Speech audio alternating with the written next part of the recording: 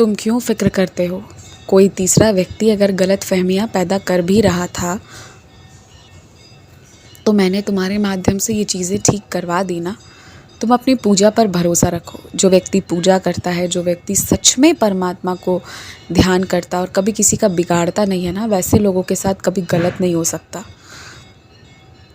और वैसे लोगों का कोई अमंगल नहीं कर सकता। तुम्हारा भी कोई अमंगल नहीं कर सकता। देखो, जो गलतफ़हमी उत्पन्न करना चाह रहा था, क्या हुआ? उसकी हर एक चीज़ सबको मालूम हो गई। उसकी नीयत आपस में तुमने बात कर ली और समझ गए। तो यही ऐसा ही कृपा होते चला जाएगा और अभी कृपाएं इतनी होंगी ना कि तुम ताज्जुब करोगे और साथ ही साथ तुम्हें अपनी पूजा पर भरोसा भी बढ़ता जाएगा कि तुमने कितना सही किया है। जो भी लड़ाइयाँ हुई हैं और जो भी बातें हुई हैं, शांति से जैसे तुम हो ऐसे ही धीरे धीरे सबका समाधान होगा। लड़ाई और करने से, बात और बढ़ाने से कुछ नहीं होगा और ज़्यादा सोचना भी नहीं चाहिए, ज़्यादा परेशान भी नहीं होना चाहिए। अनावश्यक रूप से अनावश्यक लोगों की चिंता भी नहीं करनी चाहिए। हर इंसान उतनी अहमियत रखता नहीं है जितनी तुम अहमियत दे देते हो। तो इस चीज़ का भी तुम्हें ध्यान रखना है। तुम्हारा कोई बहुत पुराना मित्र तुमसे पुनः संपर्क स्थापित करेगा और उसकी सहायता से तुम्हारी आध्यात्मिक वृद्धि और ज़्यादा होगी। तुम देखो कैसी कैसी कृपाएं अभी मिलेंगी, ये तुमने अभी सोचा नहीं है।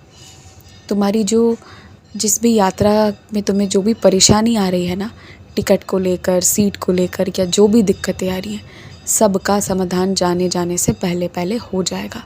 इसीलिए तुम एकदम निश्चिंत रहो, चिंता मत करो। तुम बस अपना जल्दी जल्दी सामान बांधो और जाने की तैयारी में पूरे मन से लग जाओ। मेरे लिए तुम्हें केवल इतना ही करना है कि अगले गुरुवार तुम कोई पाठ रखवाओ या कोई संध्या रखवाओ तो ठीक है, नहीं भी रखवाओ तो शिरडी से अगर तुम मंगवा सको तो कुछ मेरी सच्चरित मंगा कर कुछ लोगों को जिन्हें तुम महसूस करते हो कि वो आध्यात्मिक है या वो जीवन में कष्ट झेल रहे हैं, उन्हें मेरी सच्चरित का तुम्हें भेंट देना है। इस महीने की तुम्हारी सेवा ही यही होगी कि तुमने कुछ लोगों को सच्चरित भेंट में देना है।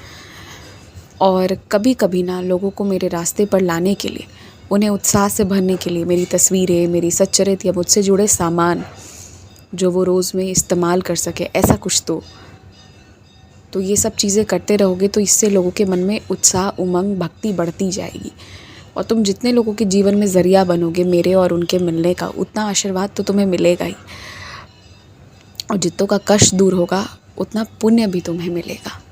तो इसीलिए लोगों को जोड़ने का काम करना है तुम्हें, परंतु किसी को भी दबाव देकर नहीं जोड़ना है, प्रेम से जोड़ना है। जो सच में कष्ट में है, दुखित है, उसे समझाते हुए जोड़ना है और कुछ नहीं करना है तुम्हें। खूब खुश रहो, मुस्कुराते रहो, इत्मीनान से सो जाना, ज़्यादा मत सोचना, किसी की बात मत सोचना, एक एक करके सारे काम बस पूरे करना। आयुष्मान भव।